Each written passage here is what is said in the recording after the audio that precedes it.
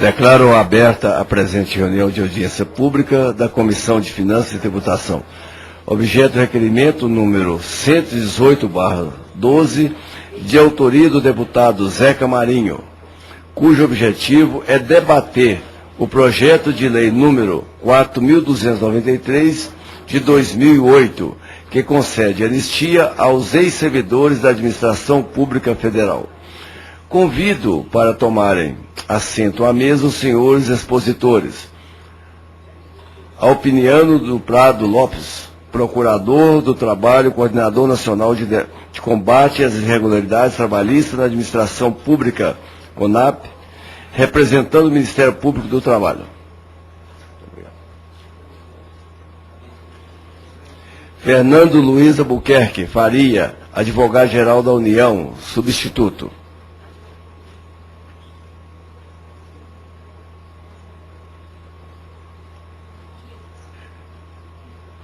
Jorge Wilson Lara Godoy, representante da Associação Nacional dos Ex-Servidores Públicos Federais, AESP.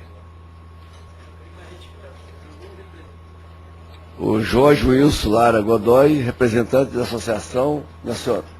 Eu sou do MURP, mas atualmente nós estamos criando o Fórum Nacional dos Pedevistas. A moça que viria, o nome dela é Raquel. Fórum Nacional dos Pedevistas. Luiz Carlos Macedo, diretor da Confederação dos Trabalhadores do Serviço Público Federal, CONDESF. E o autor do requerimento, Zequinha Marinho. Esclareço aos senhores parlamentares e aos senhores expositores que a reunião está sendo transmitida ao vivo pela internet e sendo gravada para posterior transcrição. Por isso, solicito que fale ao microfone. A palavra é o doutor Alpiniano do Prado Lopes, Procurador do Trabalho e Coordenador Nacional de Combate às Irregularidades Trabalhistas da Administração Pública, representando aqui o Ministério Público do Trabalho. Vossa Excelência, como disse, dentro do tempo, né, por favor, a palavra daqui para frente é com o senhor.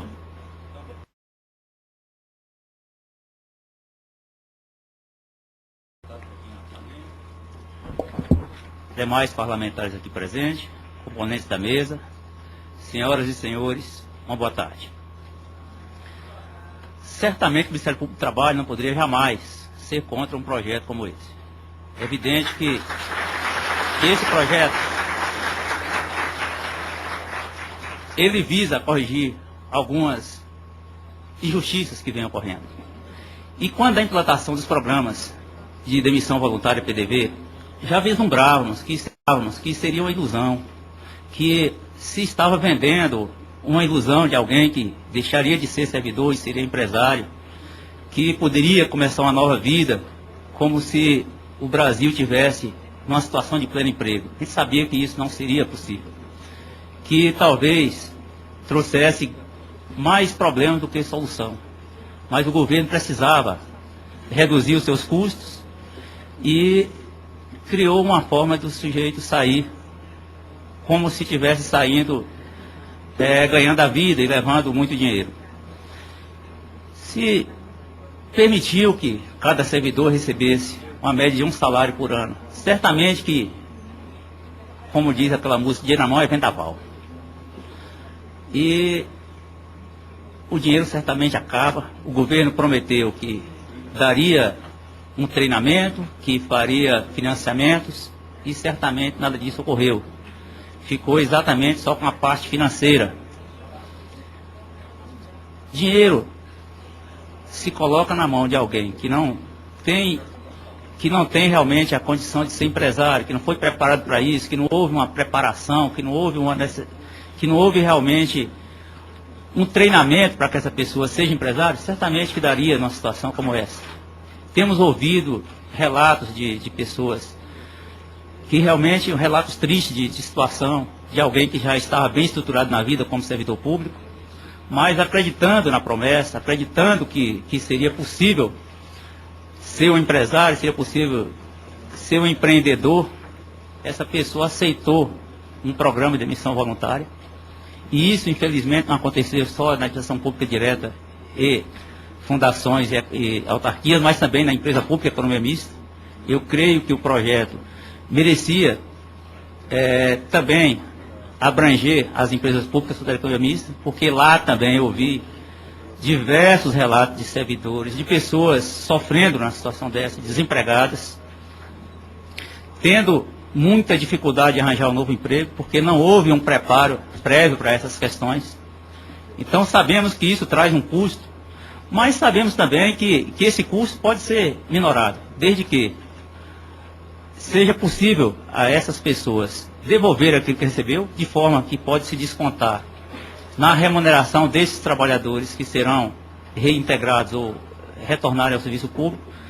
E eu até sugeriria, verificando o projeto, que fosse expresso, uma vez que a anistia, logicamente, ela tem que ser ampla, ela tem que ser restrita, tem que dar a oportunidade a essas pessoas de retornarem, e ao retornar a União vai dizer, lógico que o que pesa mais é falar no custo que a União fez, no custo que o governo em geral fez para dispensar essas pessoas, mas eu creio que isso pode ser resolvido exatamente permitindo que as pessoas que retornarem possam devolver à União aquilo que recebeu.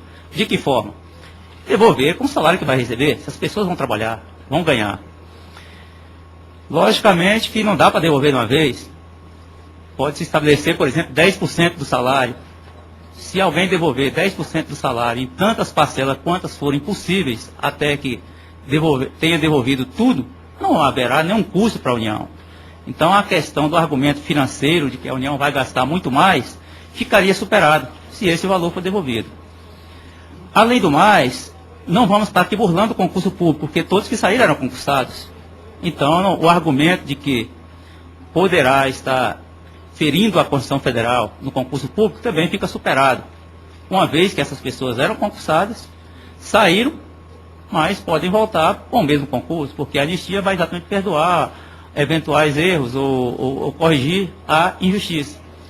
Então, creio que os argumentos principais seriam o financeiro, que fica superado com a devolução dos valores, e era preciso que o projeto fizesse essa previsão expressamente.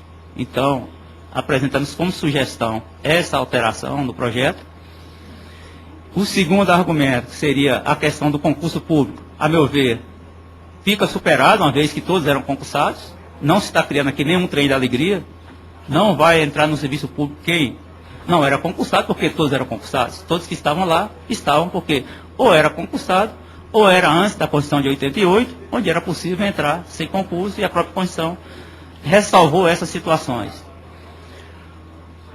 Uma sugestão que se faz exatamente para que a anistia seja mais ampla é que também atenda a trabalhadores da empresa pública e da sociedade economista.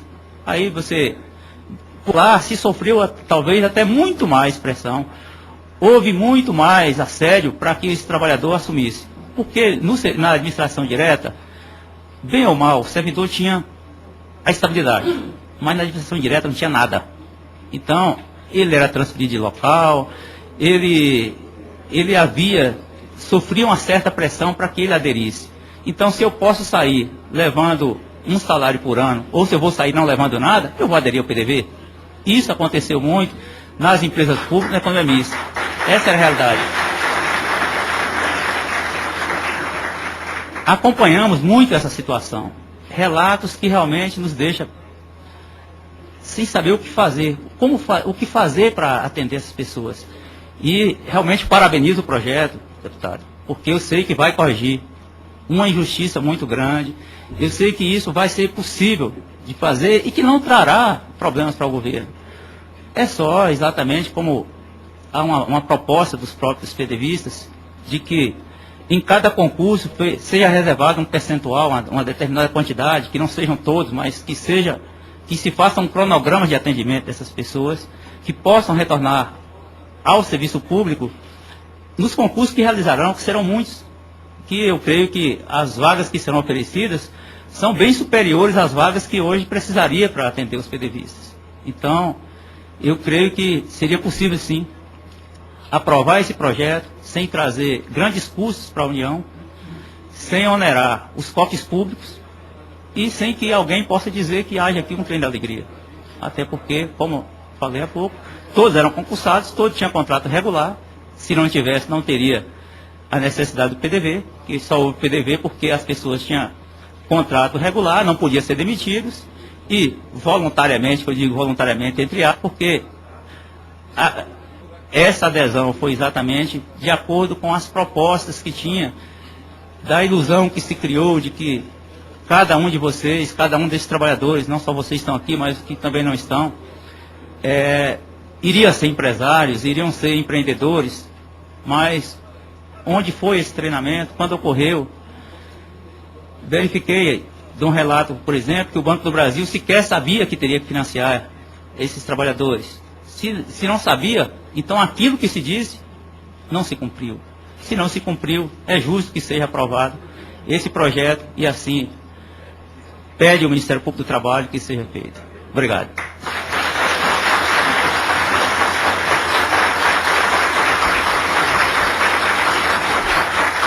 Muito bem. O senhor Jorge Wilson Lara Godoy, que representa o Fórum Nacional dos PDVistas.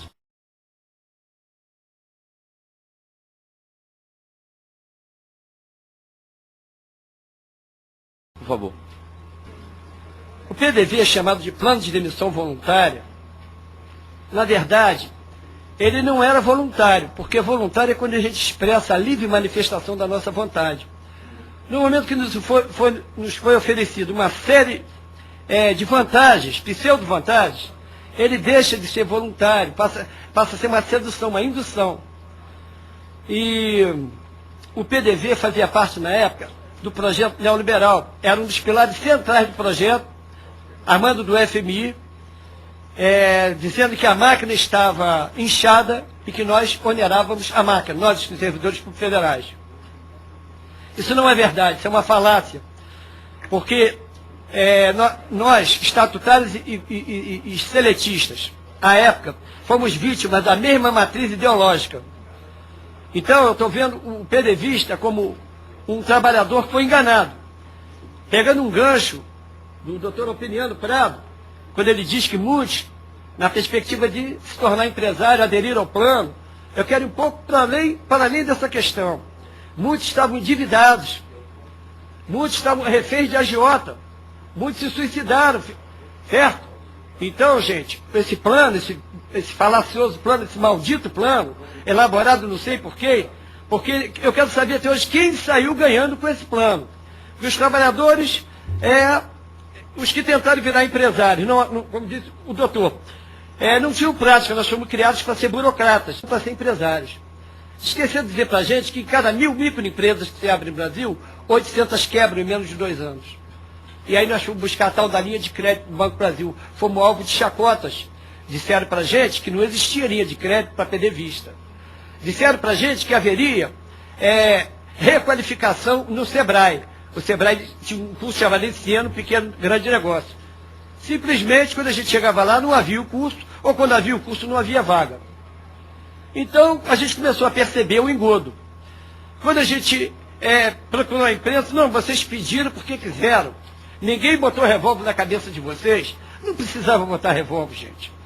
Certo? O revólver era a própria cartilha de 96 e 99, elaborada pelo MARI, que à época se chamava MARI, né? Ministério da Administração Federal da Reforma do Estado, hoje Ministério do Planejamento, que assinava com uma série de propostas mirabolantes, tipo apoio psicológico, linha de crédito do Banco do Brasil, requalificação profissional, reinserção no mercado de trabalho em condições melhores em que a gente se encontrava.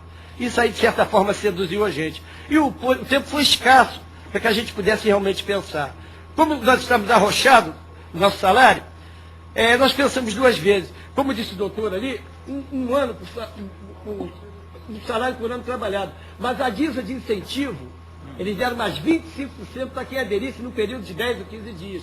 Aquilo ali foi o critério que desempatou. Foi aquilo que mexeu com a cabeça da pessoa. Foi a promoção. Foi a promoção, quer dizer, foi um engodo foi uma falácia, foi uma mentira.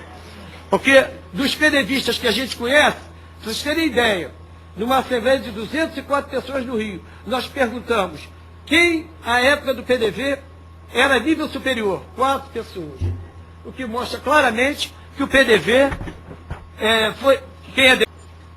Senhor Luiz Carlos Macedo, diretor da Confederação dos Trabalhadores no Serviço Público Federal.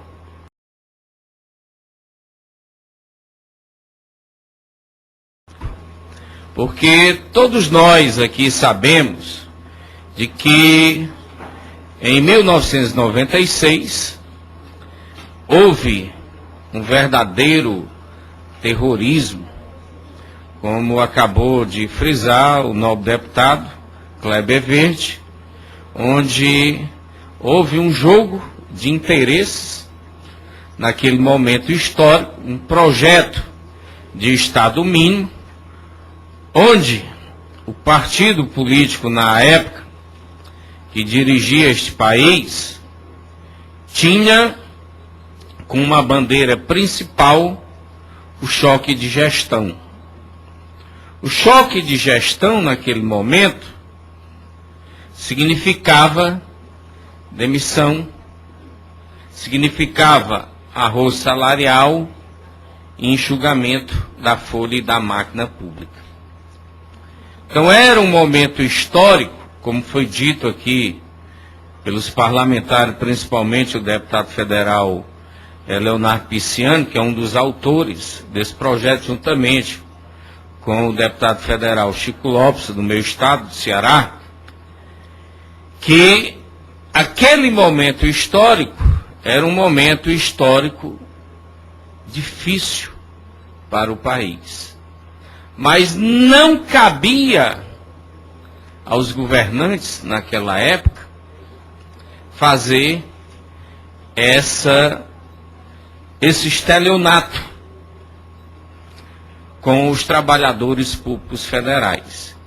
Porque foi um estelionato, apesar das entidades, todas elas, inclusive o CONDICEF, os sindicatos, colocarem publicamente e claramente que o governo estava dando um cheque em branco e, ao mesmo tempo, fazendo um estelionato com relação ao PDV, ao pedido de demissão voluntária, como também o pedido de demissão incentivada. Foi citado aqui os trabalhadores da Conab. Não só na Conab, mas em outros órgãos, houve muito assédio moral. Muitos companheiros e companheiras, muitos trabalhadores e trabalhadoras foram assediados moralmente para pedir essa malfadada demissão voluntária. Muitos adoeceram, como disse o meu querido companheiro Godoy, que eu tenho um prazer de conhecer hoje, e nós vamos construir essa frente, esse Fórum Nacional dos PDVistas, através da nossa confederação. Inclusive, amanhã, já fazendo aqui, aproveitando o convite, amanhã, a partir das 9 horas da manhã, na sede da nossa confederação, nós iremos nos reunir para traçarmos as nossas estratégias. Como disse bem aqui o deputado Kleber Verde, que é uma casa política. E se é uma casa política, nós temos que tratar politicamente essa questão. Que o Partido dos Trabalhadores, quando ele foi fundado em 1980, foi com a bandeira. Uma bandeira de corrigir as injustiças sociais neste país. E este é o momento histórico da presidenta Dilma, os parlamentares que dão apoio ao governo Dilma, neste parlamento, nesta casa, corrigir esse erro histórico que foi cometido aí há 26 anos, pelo governo do PSDB. Então nós vamos, a CONDICEF, juntamente com o Fórum Nacional dos PDVistas, a gente vem para dentro desta casa, para fazer um trabalho ombro a ombro, solicitando, porque verba tem, porque o momento econômico hoje do nosso país está diferente de 26 anos atrás. Porque o país hoje vive com geração de emprego, vive num desenvolvimento. Esses 8 anos do governo Lula mais o governo Dilma tirou aí mais de 40 milhões de pessoas de uma condição para outra condição dentro da esfera social.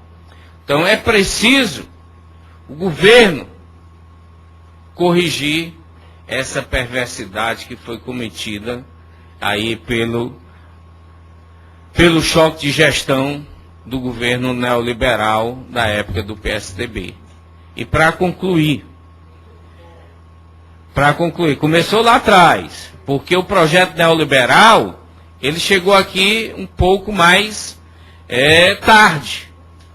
Começou em 1989, porque havia resistências do movimento sindical, do movimento popular neste país, em toda a década de 80, e ele chegou tarde. Na América Latina chegou mais cedo, no Chile, lá na ditadura Pinochet. E aqui chegou um pouco tarde. E chegou realmente tendo como ponto principal os trabalhadores públicos federais deste país. Está aí a crise da Europa, onde o primeiro ataque é o ataque à classe trabalhadora, principalmente os trabalhadores do serviço público. É o Estado mínimo, é o enxugamento da máquina pública. E dizer que a CONDICEF, de 2010 para cá, no seu último congresso, tirou uma resolução, uma deliberação de que nós estamos empenhados nesta bandeira de apoio político e logístico da luta desses companheiros. Tentar organizar no país inteiro essa frente. E propor aqui ao deputado federal Zequinha Marinho, que é autor do requerimento, vamos construir aqui dentro deste parlamento uma frente parlamentar em defesa dos PDVistas pela aprovação dos PLs 4293/2008 e 7546/2010. Porque isso é urgente, porque se nós não construirmos essa frente parlamentar em defesa dos PDVistas pela aprovação desses 2 projetos de lei, nós não iremos a lugar nenhum. Porque é importante, deputado Zequinha Marinho, deputado Kleber Verde, deputado Chico Lopes, deputado federal Leonardo Pisciani, juntar aí dentro da questão interna do parlamento essa frente, porque é necessário para que chegue lá no Palácio do Planalto e a presidenta Dilma escute, porque tem deputados aqui defendendo esse setor, porque tem deputados que historicamente querem corrigir um grande erro de governos passados. E para finalizar, tem um companheiro lá do meu estado, o Osdemir, que está aqui presente, que ganhou a sua ação de reintegração, porque à época ele entrou nos 5 anos, quando ele pediu o PDV. Está aqui no TST.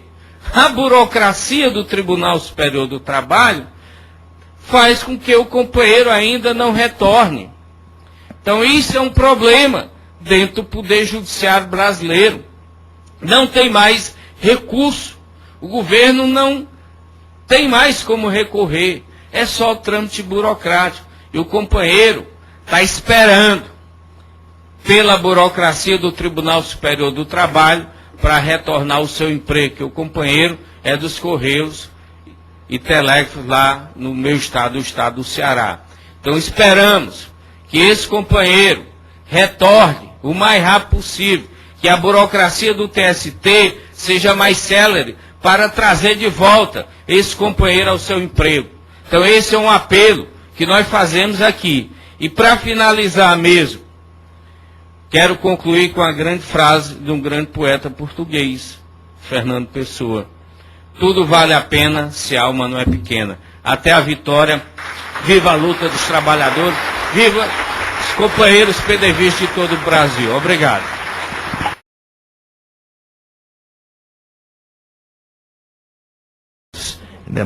E digo que a Advocacia Geral da União vem aqui. Eu não posso dizer que a advocacia não é o órgão que decide politicamente, ela não é o órgão que decide a questão de mérito, a conveniência, a oportunidade de uma política pública, não nos cabe a Advocacia Geral da União. E o nosso papel, na verdade, é de assessoramento jurídico ao Poder Executivo e representação judicial dos outros poderes. Né? E como assessor jurídico do Poder Executivo, o que eu quero trazer aqui para vocês vão ser as questões que vão ser analisadas em virtude desse projeto de lei, né, um projeto de lei 4.293 de 2008. O que nós vamos estar analisando e buscando assessorar e auxiliar os outros órgãos de governo, que aí sim devem ver outras questões, questões orçamentárias, financeiras, de gestão, inclusive, para quando esse projeto de lei, sim, sendo aprovado, ou estando aqui sendo discutido aqui no Congresso, né, quando se chegar o momento que deva o governo federal, o Poder Executivo, se manifestar. Então, aqui o que eu trago, quais serão as questões jurídicas principais que a gente vai estar debatendo e analisando. E digo, aqui é uma primeira visão, assim, preliminar sobre o projeto, né? É um projeto que a gente ainda tem que debruçar, porque eventualmente vai ter emendas, pode ter os substitutivos em relação a esse projeto.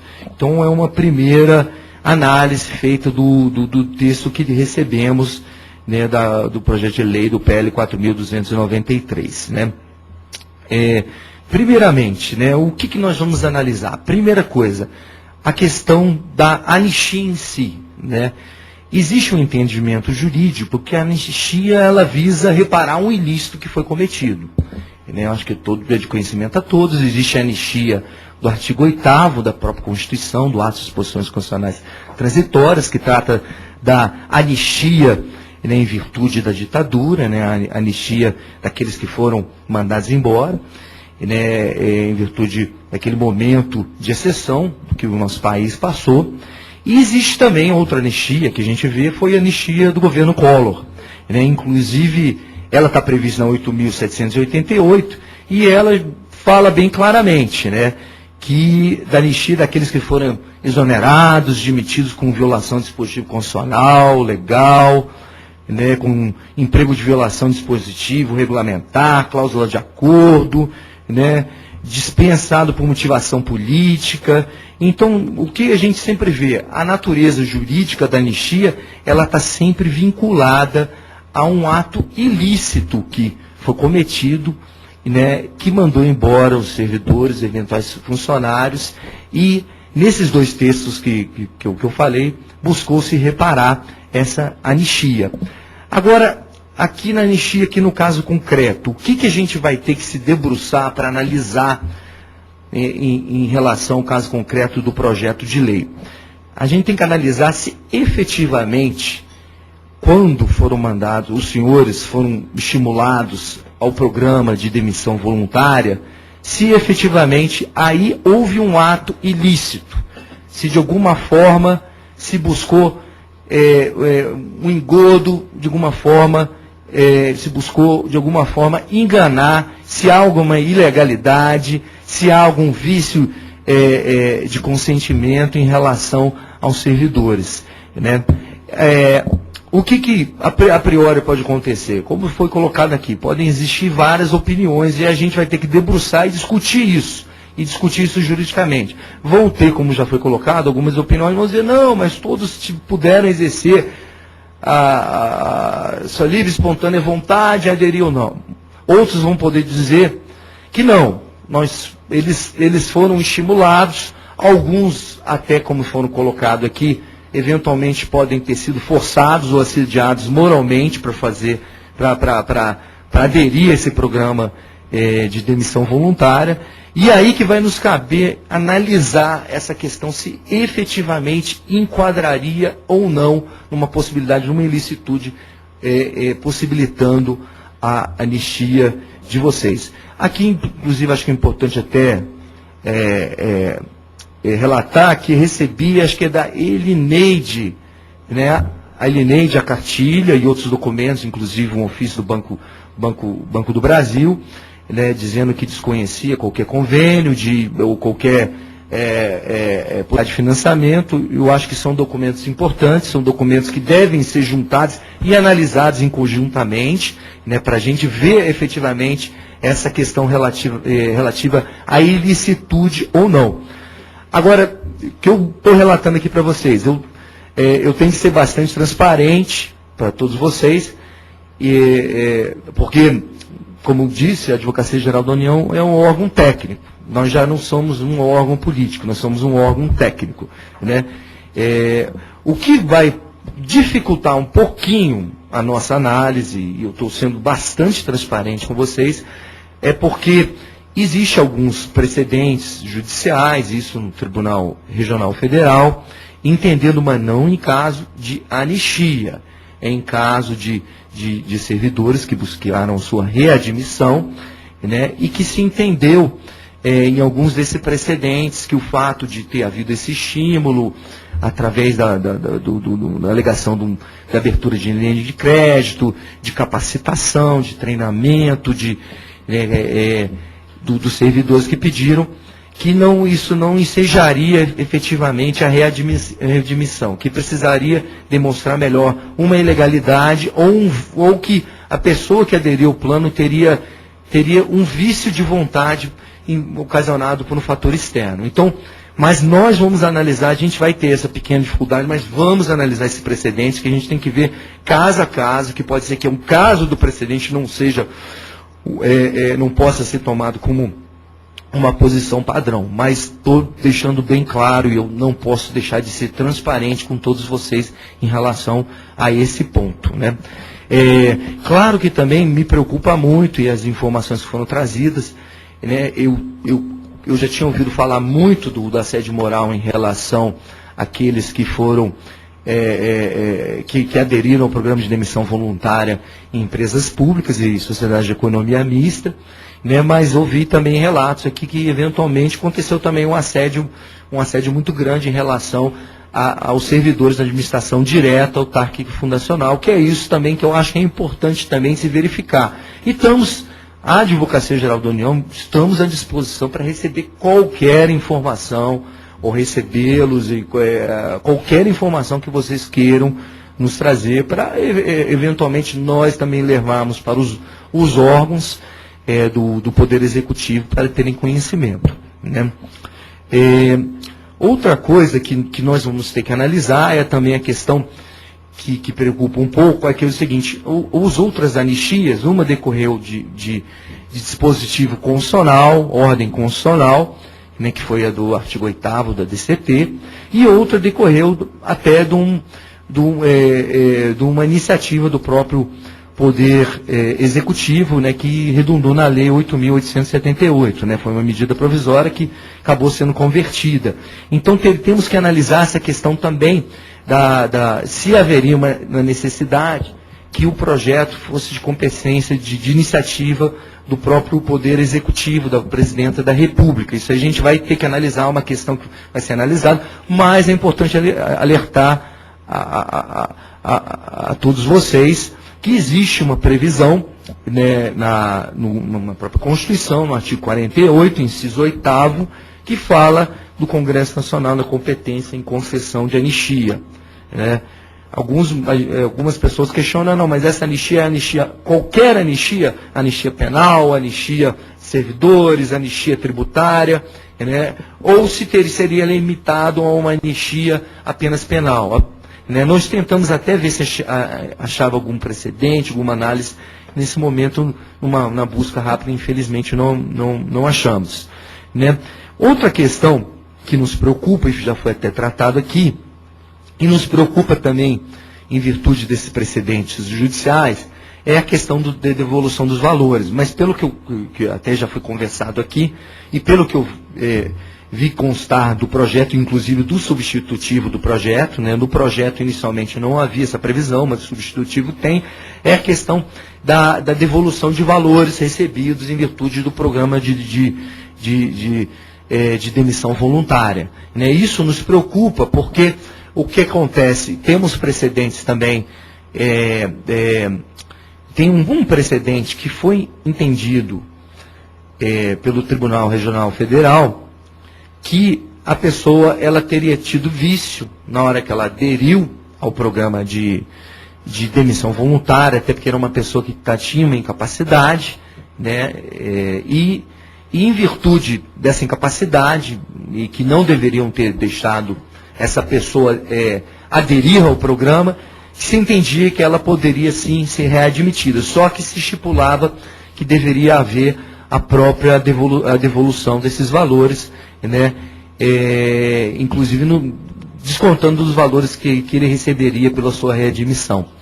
Né. Então, em virtude disso, é algo que nós entendemos que seria importante constar no projeto, mas já estou vendo que no substitutivo tem a previsão, né, no substitutivo inclusive acho que é deputado Bala Rocha, né, há essa previsão, inclusive com a possibilidade de desconto em folha, estabelecendo um percentual, né, no percentual, no caso de 10%, né, mesmo depois de aposentado. Eu acho que isso é uma questão importante. Essa questão do percentual, de valores, aí quem vai ter que examinar isso vai ser realmente o Ministério da Fazenda, o dono do cofre, né, e dono da chave do cofre, não é o dono do cofre, que o dono do cofre é o povo brasileiro, né?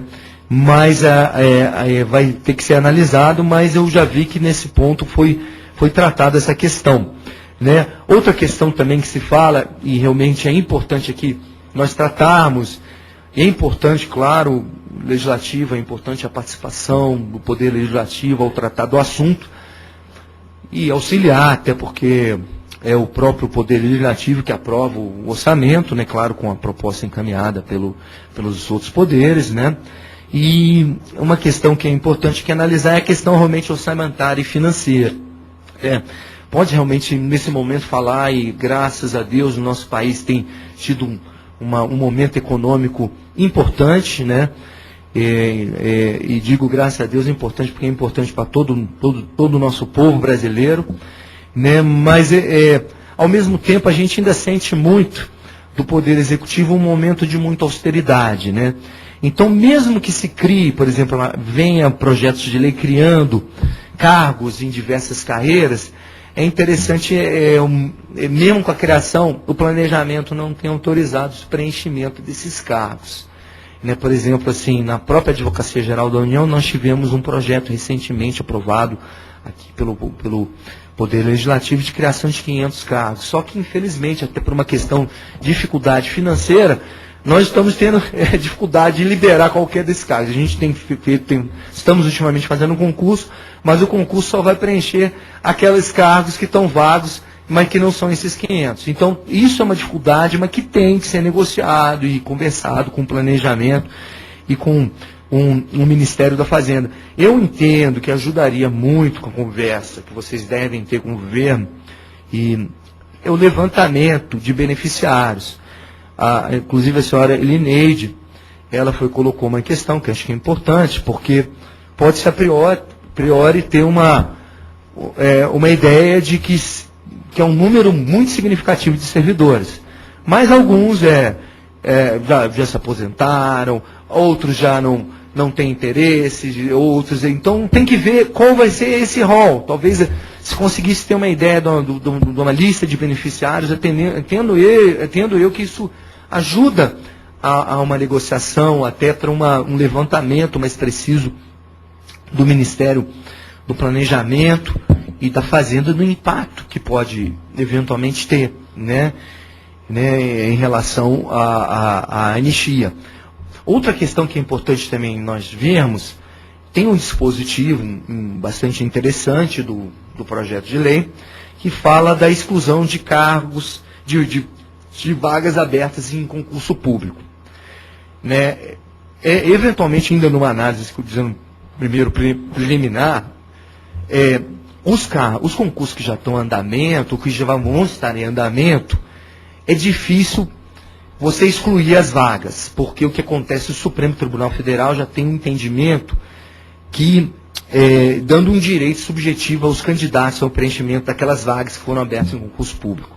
Claro que o que se pode ver é para aqueles concursos que, eventualmente, se for aprovado um projeto de lei de anistias, da possibilidade de você realmente excluir as vagas que eventualmente seriam abertas no concurso público. Isso aí tem que ser analisado. Mas aqueles andamentos que eu estou colocando é a dificuldade que teríamos para analisar essa questão. Né? Outra questão que é importante, eu estou colocando os pontos, e se precisar um melhor esclarecimento, estamos à vontade, que vamos ter que analisar. Né? Outro ponto que a gente vai ter que analisar é o seguinte, o PDV, ele beneficiou servidores que não foram amparados pelo artigo 19 do ADCT.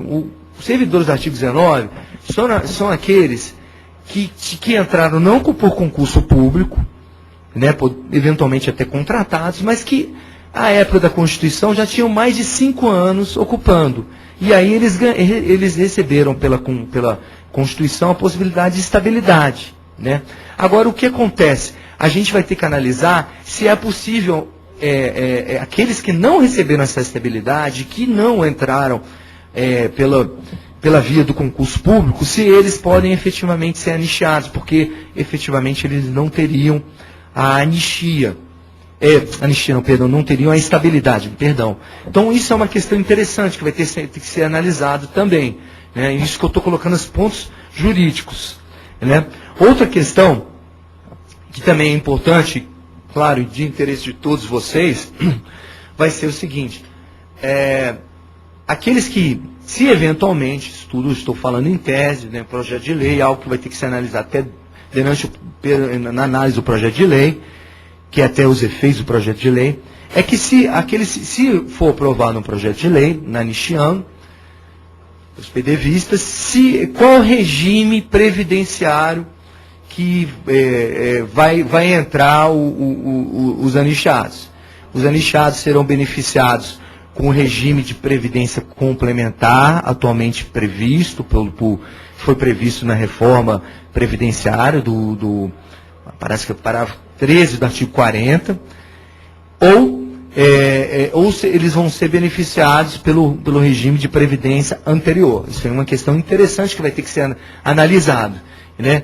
Porque se for o regime de previdência complementar, eu acho que vocês conhecem, tem um teto e tem a contribuição do servidor para ele poder extravasar o teto. Isso é uma questão que deve ser analisada. Né?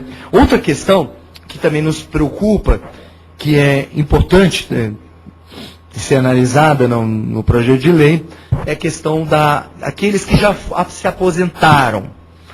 Eu não sei se efetivamente o PL, eu não identifiquei se tem um corte que quem já se aposentou, que pode ser eventualmente, outros passaram em concurso e se aposentaram, outros passaram ou se aposentaram até pelo regime geral da Previdência, que é pelo INSS, né, foram para a iniciativa privada e se aposentaram. E aí a gente vai ter uma dificuldade que a gente vai ter que ver se essas pessoas podem se desaposentar para entrar de novo no serviço público. Isso é algo que tem que ser analisado. E digo tem que ser analisado porque até nesse momento tem no Supremo Tribunal Federal, existe um recurso extraordinário com repercussão geral, que se está analisando essa questão da possibilidade de desaposentação. Né? Se aquele que já optou por se aposentar pode voltar para a ativa e computar todo aquele tempo que ele contribuiu e mais o tempo que ele volta ativo e para se aposentar até com um benefício melhor, né? Que é algo que tem que ser examinado. Ou se ele tem que eventualmente até também, como ele se aposentou, se ele for desaposentar, se ele teria que devolver até para devolver aquele valor da aposentadoria que ele usufruiu daquele tempo, isso até por um equilíbrio atuarial, que é o princípio do equilíbrio atuarial da Previdência, que é um princípio constitucional. Mas, enfim, o que nós colocamos aqui são questões que eu estou lhe falando que vamos ter a Advocacia Geral da União. Eu sei que nem todas as questões, nem todas não agradam muito a todos os senhoras e senhores, mas aqui, mais uma vez, numa posição de transparência, né, que eu acho que é devido da Advocacia Geral da União, a todos vocês, são questões que vão ser discutidas no âmbito do governo em relação ao projeto de lei.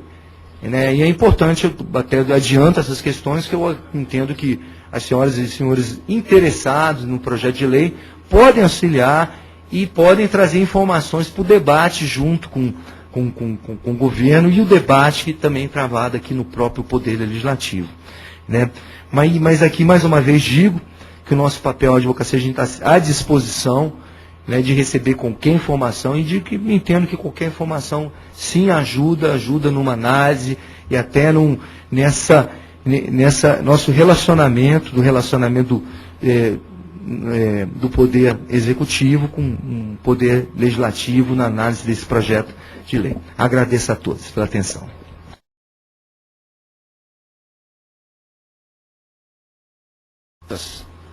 A base da Condicef, dos sindicatos, crie-se uma comissão para elaborar uma cartilha como deverá retornar os PDVistas ao seu antigo posto de trabalho, assim como foi criada essa cartilha, prometendo e que não foi cumprido nada do que o governo prometeu.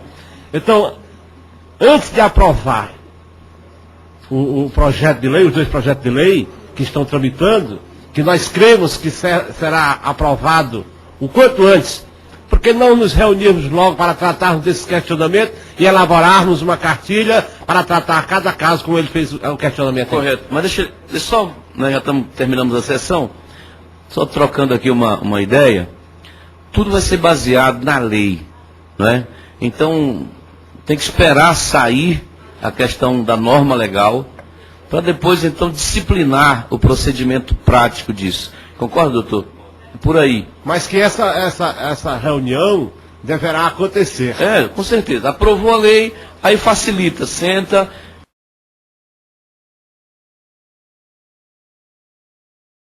No ano de 2007, eu presidia a Comissão de Constituição e Justiça da Câmara dos Deputados. E fui procurado por um grupo de servidores, muitos estão aqui, outros que não estão hoje aqui, o Godó era um deles, e solicitando à Comissão de Constituição, Justiça e Cidadania que fizesse uma audiência pública convidando o Ministério do Planejamento para se tratar do tema do PDV. Foi apresentado naquele momento pelos PDVistas as suas razões e aquilo que eles entendiam não ter sido o PDV um programa correto, um programa adequado, um programa que tenha sido benéfico para o país. Nós fizemos a audiência e, comparecendo à audiência, o representante do Ministério do Planejamento nos deu um dado que me parece fundamental para a análise desta casa, que foi fundamental para a análise da Comissão de Trabalho e Administração, a Comissão de Mérito, que por unanimidade aprovou o projeto. Creio eu, deve ser fundamental para a importante análise da CFT, da análise da questão orçamentária e financeira do projeto, fundamental para a comissão seguinte, a Comissão de Constituição e Justiça, na análise jurídica constitucional do projeto, que foi o seguinte: o PDV, que veio instruído por uma medida provisória e por outras legislações, ele tinha uma cartilha que previa exatamente os compromissos, a tabela de ressarcimentos e os compromissos que o governo federal assumia com os servidores e o compromisso que o servidor assumia com o seu patrão, no caso a União Federal, ou seja, disponibilizar a sua função, entregar o seu cargo antes do prazo da sua aposentadoria, portanto vencendo a questão da estabilidade que goza o servidor público.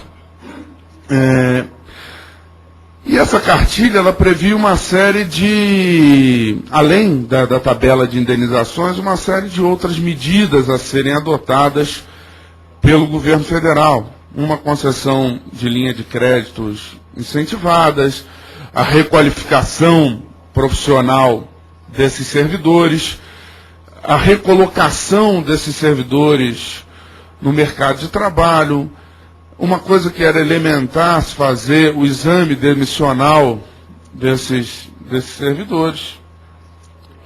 E o representante do Ministério do Planejamento assumiu na audiência, na Comissão de Constituição e Justiça, que na grande maioria esses itens não foram cumpridos. Portanto, se nós entendermos que juridicamente o PDV ele fazia ali uma espécie de contrato entre o servidor e a União Federal, ele teve cláusulas não cumpridas. Portanto, ele deve ser revisto. Ele deve ser revisto. Por isso, e esse é o argumento e o fundamento jurídico do projeto, ele deve ser revisto, e aí sim o argumento político, que eu acho que deve nortear também a decisão dessa casa, que é o seguinte: no momento em que o PDV foi feito, havia o entendimento, até pela situação econômica que o país enfrentava, de que era necessário diminuir o tamanho da máquina, que o Brasil não poderia mais honrar o seu compromisso de pagar aqueles servidores, de continuar com o custo daqueles servidores. A situação atual do Brasil é diferente. O Brasil vive um momento de crescimento econômico, vive um momento de desenvolvimento sólido, que já vem de alguns anos e que nós temos a convicção que irá avançar outros tantos anos. Por isso, o argumento de que o retorno desses PDVistas geraria um custo à máquina pública, ele cai por terra. Nós votamos diariamente aqui, presidente, propostas que criam cargos em comissão, cargos terceirizados. Então, recurso e necessidade de se contratar para a máquina pública existe. E se existe,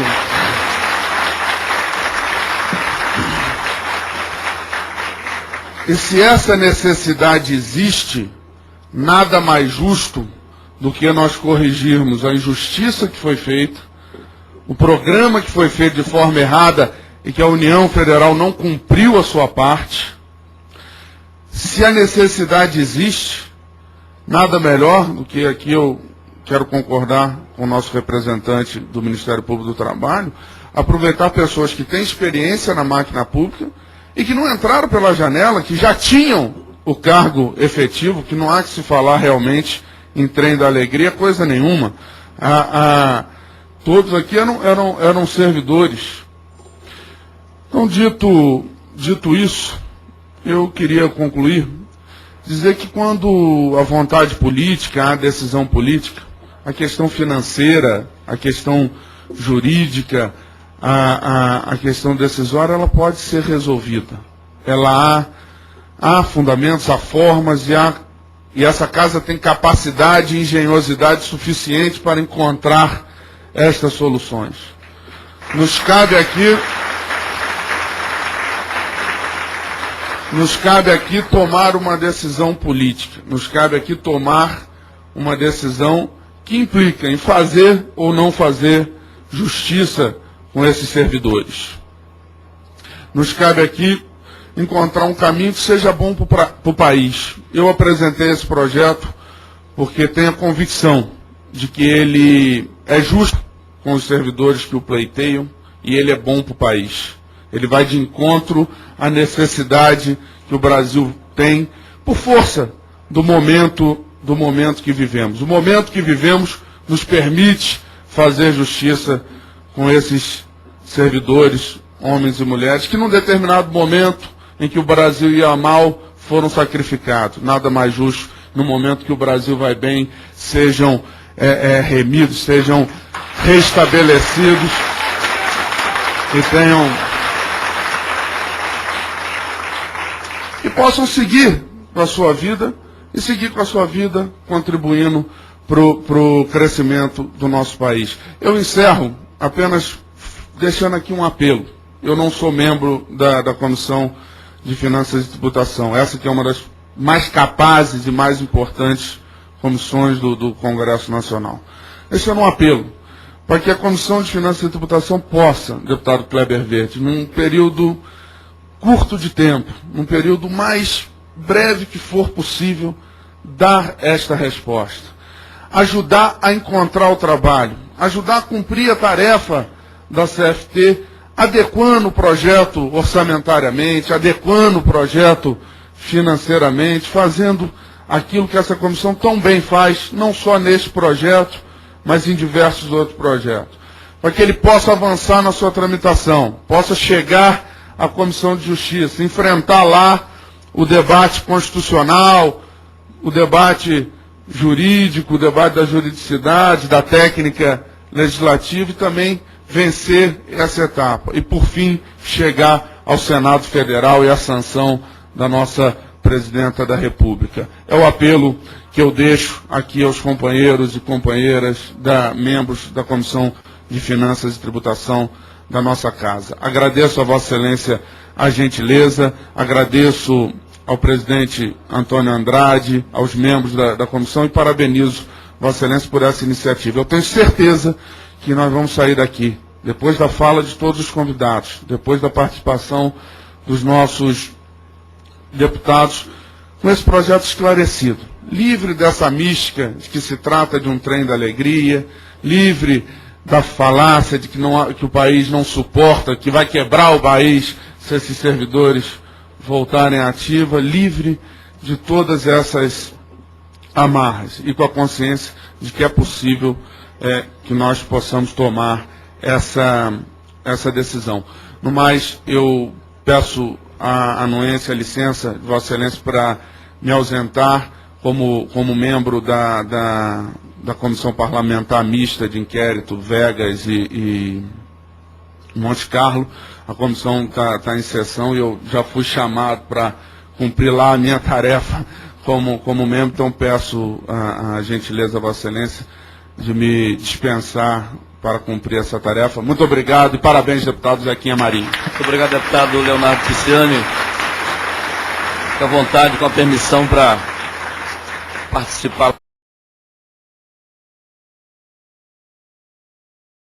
Outra oportunidade e que pensa também os servidores públicos que não tiveram a coragem de pedir o PDV naquela oportunidade.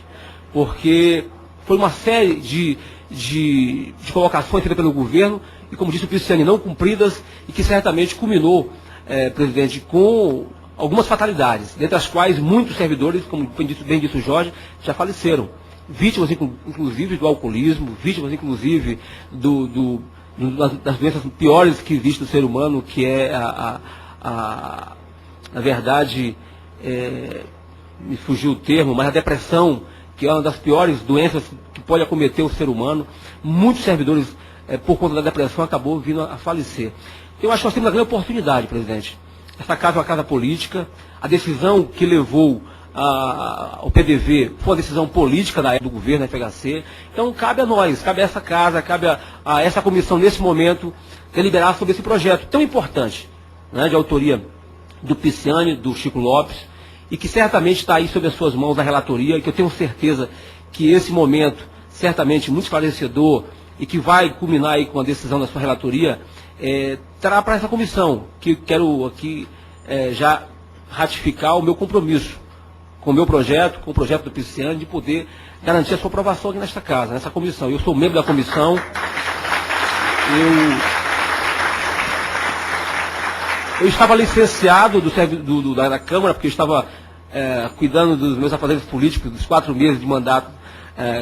Tirei uma licença para assunto particular, fiz questão de tirar essa licença porque não me achei que não ia estar na Câmara fazendo o meu trabalho para receber referente ao que eu não estava fazendo, ou seja, fui para o Maranhão cuidar do fortalecimento do meu partido político, me licenciei e voltei agora dia 29 de setembro. Portanto, retomo as minhas atividades normais aqui desta casa, retomo a minha condição de membro dessa comissão e quero aqui simplesmente concordar com o que disse com muita propriedade o Jorge, com o que disse com muita propriedade o nosso membro do Ministério Público do Trabalho, o Pisciani, que foi muito feliz nas suas colocações, colocando de forma muito clara as suas razões por ter apresentado esse projeto, e eu concordo plenamente com o seu projeto, tanto que apresentei um projeto do mesmo sentido, complementando aquilo que entendia que precisava ser abordado, que não foi abordado pelo projeto dele. E Vossa Excelência tem a oportunidade, como relator, de poder fazer um ajustamento desse projeto, encontrar um termo realmente comum que atende os interesses de todos os autores de cada um projeto, que tem o mesmo objetivo, que é fazer com que o governo repare uma injustiça que foi feita aos nossos servidores. E quero aqui concluir, porque eu confesso que me senti muito contemplado com o que disse o Jorge, na figura de servidor que pediu o PDV, né, e com o relato dele aí, quando recebeu 25 mil reais, 25 mil na oportunidade, né, com a ilusão de que poderia colocar uma empresa, se tornar, empreendedor, e isso o governo colocou de forma muito clara. E é importante frisar, Jorge, eu não sei se você se recorda, eu estava entrando no serviço público naquela oportunidade em 94, no INSS, eu era servidor do Estado e estava entrando no INSS. E eu me recordo que o governo certamente comprou muito e usou muito a mídia nesse sentido. Jornal Nacional, Fantástico, bombardeou o servidor público de forma intensa. Então não foi só simplesmente a cartilha que era simplesmente um revólver na cabeça do servidor. Também a imprensa, porque a imprensa colocou a sociedade contra os servidores públicos. E muitos servidores públicos se sentiram acuados diante daquelas matérias que lhe colocavam como desnecessário no serviço público. E, portanto, pedir o PDV naquela oportunidade era, na verdade, algo vantajoso para ele e, na verdade, para a sociedade. Então, a imprensa foi usada nesse sentido. O governo certamente financiou a imprensa para fazer com que a sociedade ficasse contra os servidores públicos naquela oportunidade. E aí, culminou com essas demissões que certamente nós temos que reparar. E esta casa, presidente, Zé Marinho, Vossa Excelência como relator, tem aí a grande oportunidade. E eu quero aqui já dizer a Vossa Excelência que estou pronto para acompanhar a sua decisão, que certamente, pelo que já conversei com amigos, no sentido de favorável, de poder garantir as condições para que nós possamos aprovar o retorno desses PDVistas de volta ao serviço público. De fato, o que disse o Pisciani é verdadeiro. Não se trata de ter alegria, não se trata da questão de poder encontrar meios obscuros de poder garantir esse benefício a esses servidores. Servidores concursados que foram vitimados pelo governo, e esse próprio governo precisa reparar essa injustiça. E aí concluo citando o que disse Rui Barbosa, numa frase célebre, eu costumo citar nessa casa. Não há nada mais relevante para a vida social, presidente, do que a formação do sentimento de justiça. Nós temos que fazer justiça a esses servidores que pediram o PDV. Eu acho que essa é uma grande oportunidade. E essa comissão tem a grande oportunidade e está nas suas mãos como relator de apresentar um relatório realmente que possa certamente fazer justiça a esses servidores. E nós, como membro dessa comissão, eu estou aqui junto com um amigo e tenho certeza que o governo há de entender que essa é uma grande oportunidade de a gente poder reintegrar esses companheiros e companheiras de volta ao serviço público, mesclando, como foi bem colocado aqui, com os novos que irão fazer concurso, com as suas experiências, né, que já estão acumuladas e que certamente estarão aí dispostos a contribuir ainda mais com a máquina pública. Muito obrigado, presidente, pela oportunidade.